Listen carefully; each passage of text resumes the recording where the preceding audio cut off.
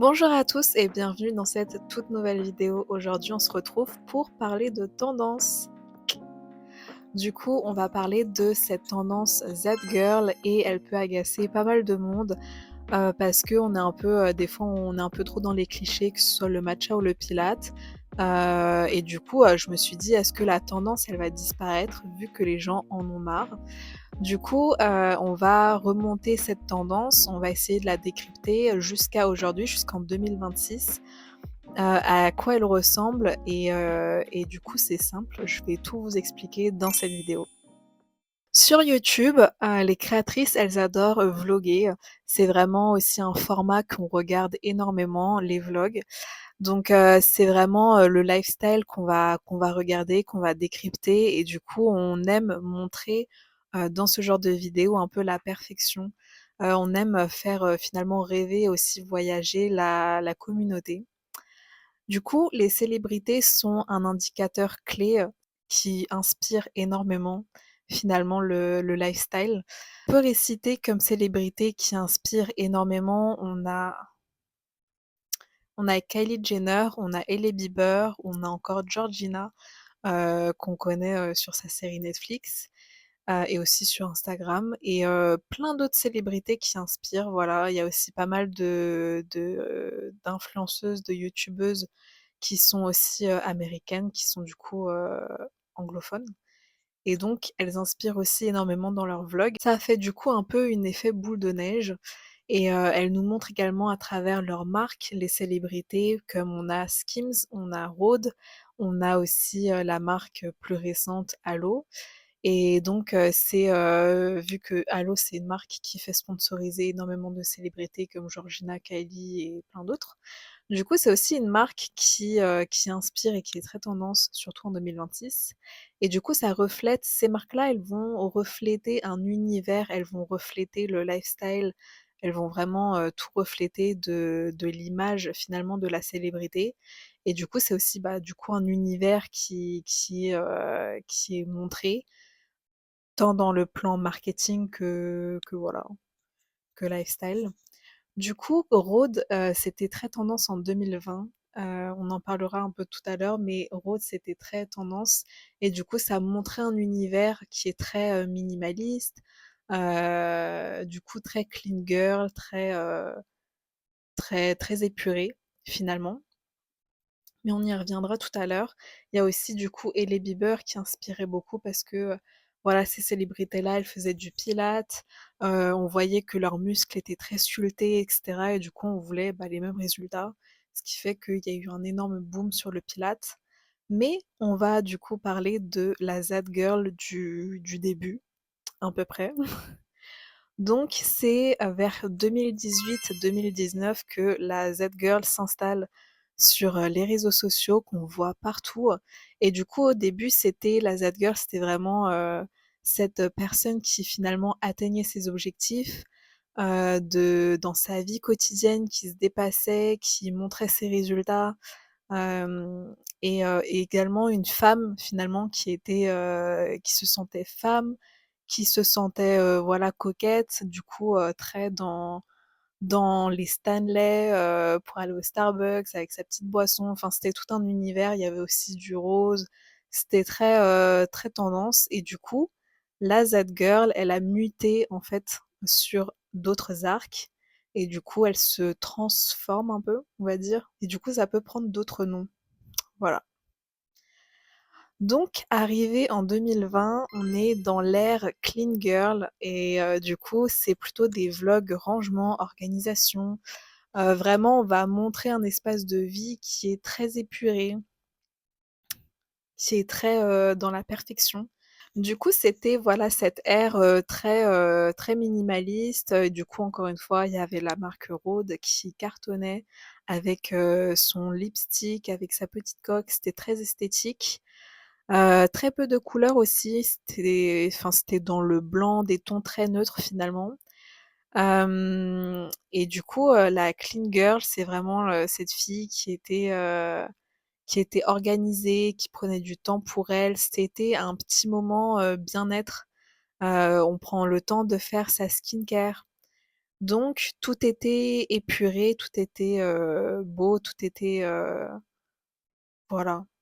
Alors que plutôt 2018-2019, vu que la Z Girl était dans le dépassement d'atteindre ses objectifs et cetera, c'était plus montrer une certaine productivité.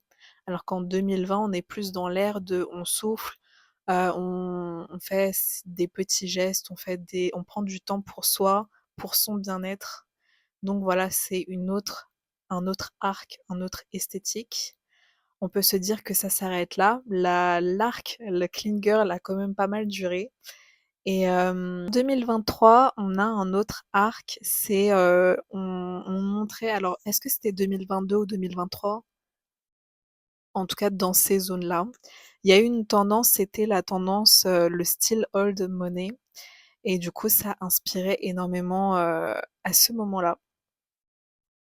Ah, du coup, c'est un style qui inspirait, la richesse, sans le montrer de façon exubérant et c'est un style que qu'ont les personnes, souvent aisées, au travail ou encore dans les sports un peu de niche.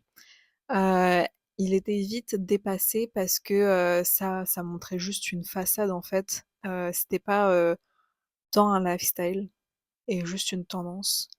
Mais c'est important de le noter parce que le style un peu old money, on va le voir plutôt aujourd'hui, donc sous une autre forme. Ensuite vient l'arc, 2024-2025, où on est dans le en fait, j'ai pas de nom pour cet arc, mis à part que c'est encore un peu la clean girl, la Z girl, sans plus. Mais on retrouvait énormément de vlogs et encore aujourd'hui, de reset et aussi de lock-in. Du coup, c'est une balance, vraiment ces 2 esthétiques qui montrait un équilibre. Il y avait ce truc de on voulait montrer encore une fois la discipline, on voulait montrer ce côté très, très dans le travail, dans le dépassement de soi. Du coup, le côté discipline qui prenait énormément. Il y avait aussi le côté reset où du coup on est dans je prends du temps, pour souffler et cetera. Donc c'est là où le matcha était devenu très tendance parce que le matcha, collait avec l'esthétique de reset un peu, on prend soin de soi. Vu que le matcha, c'est du thé vert, ça a des bienfaits, sur la santé et c'est un substitut qui peut remplacer le café. Donc du coup, vu que c'était très sain, bah, du coup, ça a eu un grand boom. Mais pour autant, je tiens à faire quand même un disclaimer que le matcha, c'est pas fait pour une consommation quotidienne, parce que je pense que c'est pas forcément bon parce que ça peut donner des carences en fer, je pense. Hem, Ça peut donner des carences en fer et aussi, bah, du coup, c'est un peu dévastateur, sur la nature parce que normalement les feuilles de matcha prennent du temps à être récoltées et cetera et sachant que nous, on en consomme beaucoup et aussi, les Japonais en consomment et cetera donc il y a un surplus de ça, donc un surplus de productivité donc c'est pas forcément bon pour, l'écologie, tout court. Non, genre, en fait, tu peux boire du matcha mais faut doser. C'est-à-dire quotidien, quotidien, beaucoup, beaucoup, ça fait que on surconsomme. Genre même les Japonais eux-mêmes, ils consomment du matcha, mais pas quotidiennement. Ça veut dire que c'est pas fait pour.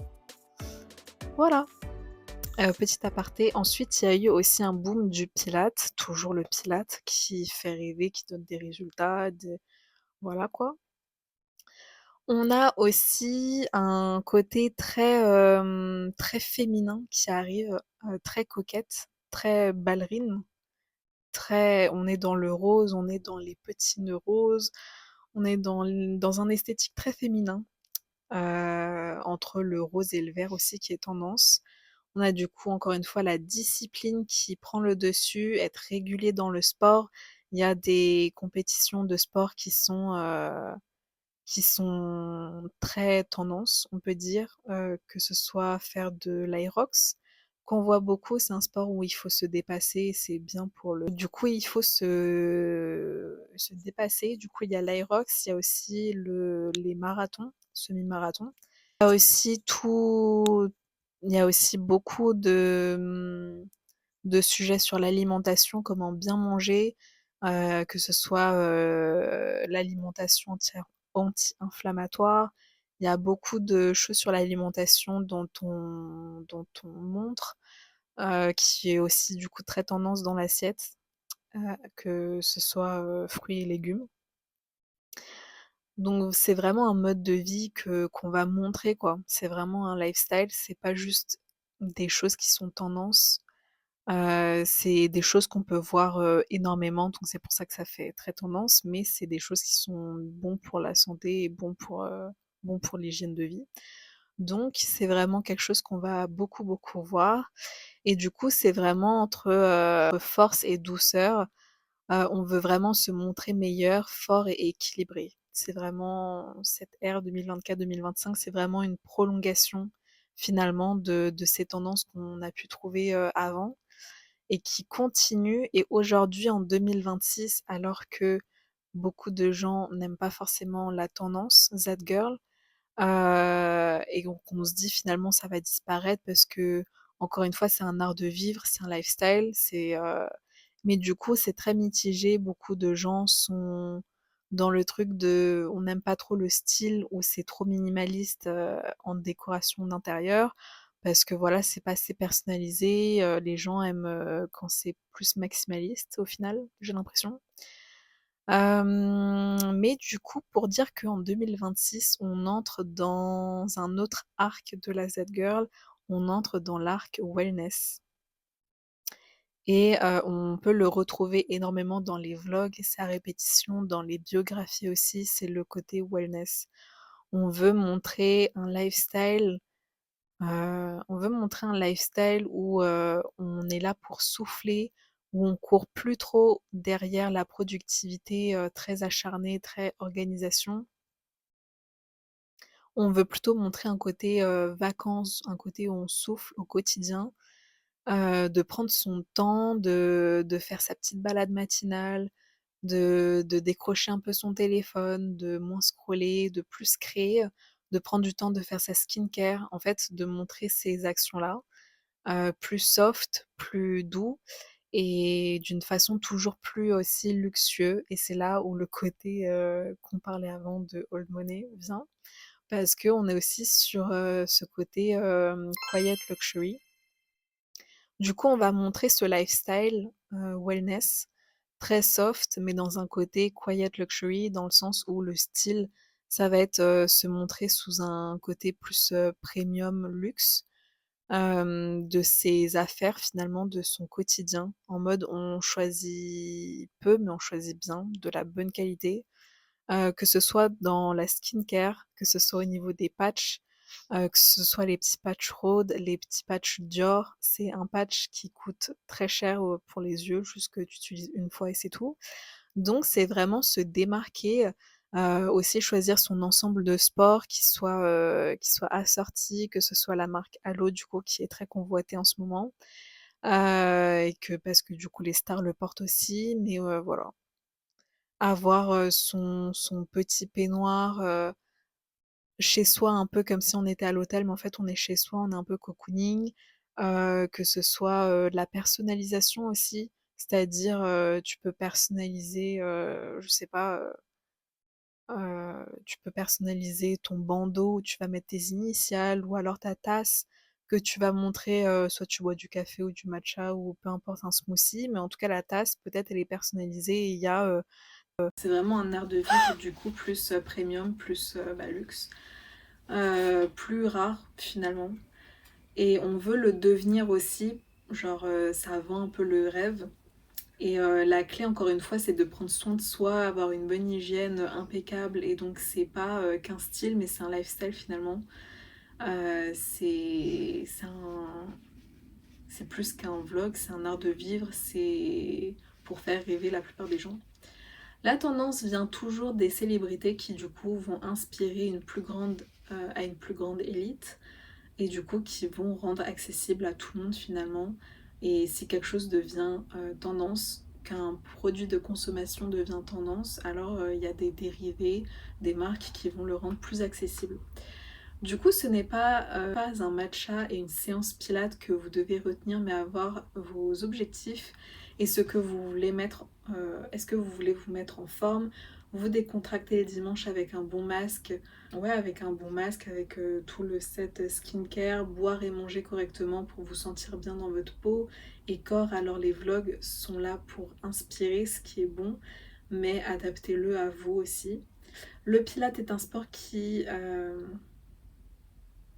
gaine et sculpte vos muscles, mais peut-être qu'un cours de Zumba ou de danse en salle de sport aussi, c'est bien pour vous, c'est adapté pour vous.